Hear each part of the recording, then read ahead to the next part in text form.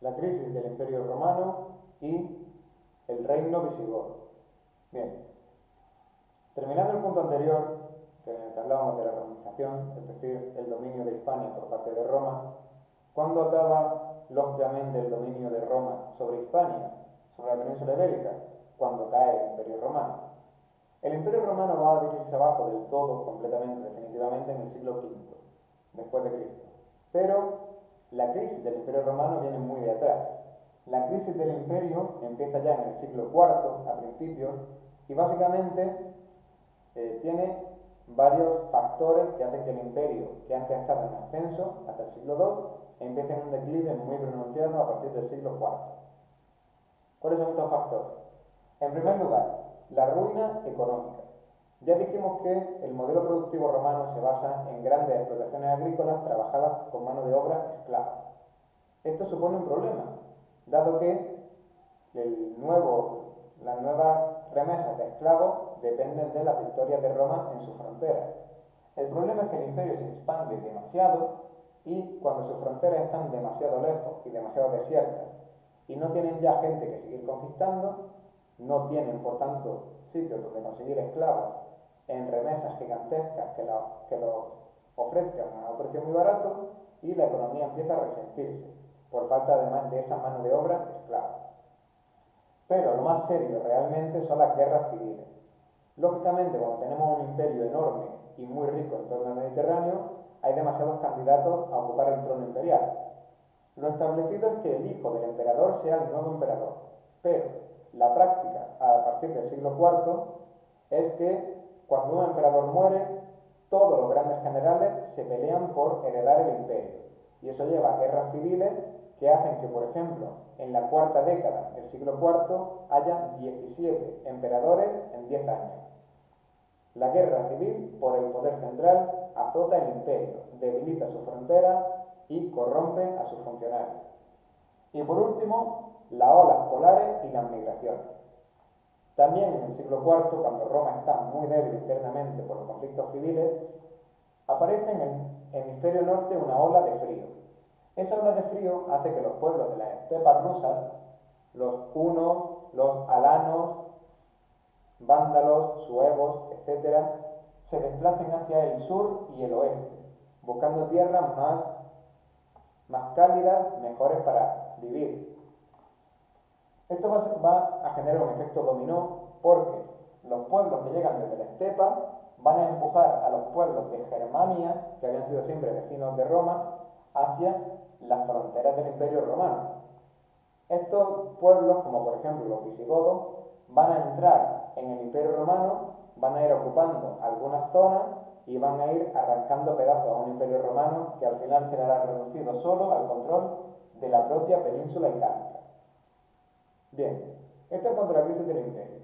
Simplemente el imperio se cae por esta serie de factores, en un proceso largo. Lo que nos interesa a nosotros, de estos pueblos germánicos, que son empujados por los pueblos de la estepa e invaden el imperio en consecuencia, nos interesan los visigodos. Los visigodos son un pueblo originario aproximadamente de la actual Hungría, en el sur de la Germania romana, que llegan en primer lugar a la Galia. En el siglo V firman lo que se llama un foedus, es decir, un pacto entre un pueblo extranjero y el emperador para, teóricamente, proteger la Galia de otros bárbaros. Es decir, el emperador romano básicamente le vende la Galia a los visigodos a cambio de que proteja sus ciudades. Hay muchos romanos que viven en la Galia, el emperador no es capaz de protegerles de otros pueblos bárbaros, y con el foedus los visigodos se comprometen a proteger la Galia. Evidentemente, en la práctica lo que hacen es apoderarse de ella. Y después, una vez caído el Imperio Romano, en el año 507, por fin desciende desde la Galia, donde su reino, la capital era Tolosa, actual Toulouse, a Hispania, donde crearán un nuevo reino visigodo con capital en Toledo. Por eso hablamos del reino visigodo de Toledo, que durará aproximadamente 2 siglos. Características del reino visigodo. La única pregunta que pueden hacer en selectividad sobre el reino visigodo es una pregunta abierta que habla de las características de la monarquía visigoda y su debilidad. Bien, Centrémonos en eso. Lo primero es decir que una minoría germánica visigoda va a gobernar sobre una mayoría de habitantes que eran hispanoromanos. La gente en Hispania estaban convertidos a ser romanos, romanizados hace muchos siglos, y no acogen con buenos ojos a esa minoría gobernante germánica. Eso hace que el rey tenga muy poco apoyo en el pueblo. Además, la monarquía es electiva. ¿Qué significa esto? Es una herencia de esa incivilización como pueblo bárbaro de los visigodos. Básicamente, cuando el rey muere, no hay una estrategia de sucesión clara, sino que cuando el rey muere, se reúnen los nobles, concretamente 15, y votan por un nuevo rey. ¿Qué significa esto? Que se puede dar el caso de que de 15 votantes, 8 voten por un candidato y 7 por otro. ¿Qué significa esto? Que el nuevo rey tendrá el apoyo de 8 candidatos y la oposición de 7. O sea que la mitad de la nobleza puede estar en su contra. Eso hace que la monarquía visigoda sea en general débil. El rey tiene poco poder comparativamente con el que había tenido el emperador. Bien, la nobleza es muy poderosa. Primero, porque elige al nuevo rey, y segundo, porque tienen una institución que se llama el aula regia. El aula regia sería como una especie de asamblea en la que los nobles se reúnen para exigirle cosas al rey.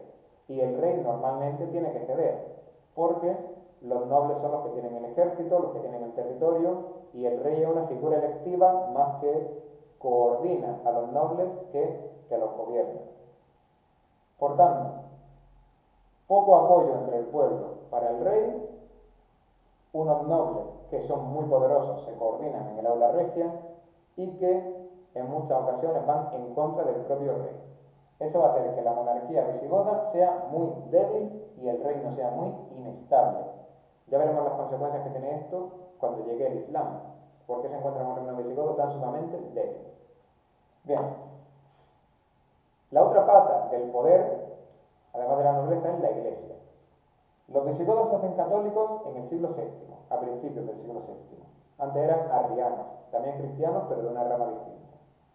La Iglesia Católica va a tener muchísimo poder porque el rey es débil, porque se alían con los nobles en contra del rey y porque se asocian para crear los concilios de Toledo. Un concilio básicamente es una gran reunión de altos cargos de la Iglesia, cardenales, obispos, arzobispos, etcétera, que toman una serie de decisiones que en este caso son exigencias que se le trasladan al rey. Es decir, tanto los nobles con el aula regia como la Iglesia con los concilios de Toledo tienen mucho poder de presión cuando se alían entre ellos sobre el rey. El rey visigodo es débil. Y por último, evidentemente, cuando llegan las invasiones bárbaras se produce lo que se llama éxodo urbano. Esto significa que la gente huye de las ciudades hacia el campo buscando seguridad. ¿Por qué es más seguro vivir en el campo que en una ciudad? Porque lógicamente si viene una partida de bárbaros a saquear un botín, las ciudades son mucho más ricas.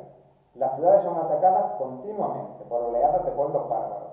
Por tanto es mucho más seguro irse al campo, refugiarse en las montañas, etcétera, etcétera.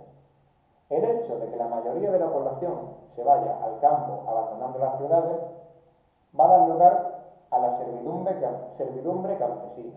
¿Qué significa esto? El dueño de esas tierras agrícolas, que suele ser un noble, ofrece a la gente normal y corriente, que antes eran ciudadanos romanos y ahora han perdido todo ese privilegio que les concedía el Estado romano, le ofrece protección. ¿Qué significa esto? En una aldea, en el campo, tú obedeces al noble, como campesino que eres, y a cambio él, en caso de ataque, te permite esconderte, protegerte en su castillo. Así es como los antiguos ciudadanos hispano-romanos, con derechos, se convierten en siervos, que prácticamente son gente adscrita a la tierra. Quien posee la tierra agrícola, el noble, posee también a los siervos. Y esto es lo que luego va a dar paso en la Edad Media a un señorío feudal. Es decir, cambiamos con la invasión visigoda, la caída del Imperio Romano, de un modelo urbano en el que la gente era ciudadana de un Estado que les protegía, a un modelo rural en el que la gente se convierte en siervos y tienen que ofrecer su trabajo y renunciar a todo tipo de derecho individual en favor de sus señores, a cambio de protección. Esto es lo que genera la situación de violencia y de inseguridad que traen las oleadas bárbaras. Cuando implosiona el Estado romano, tienes que buscar protección de quien es fuerte. Y quien es fuerte en este caso son los nobles visigodos. Así se crea un nuevo modelo en el que las ciudades quedan desiertas y toda la población se va al campo. El reino visigodo va a ser un reino muy débil por las continuas luchas internas de poder entre los nobles, entre la iglesia y con el rey como una figura muy opaca, y por el hecho de que la gente se va al campo, es más difícil reclutar ejércitos, es más difícil recaudar impuestos y en general la población mayoritaria hispana no apoya a esa élite visigoda. Por eso cuando lleguen los musulmanes, la población no moverá ni un solo dedo por proteger al reino visigodo de Toledo.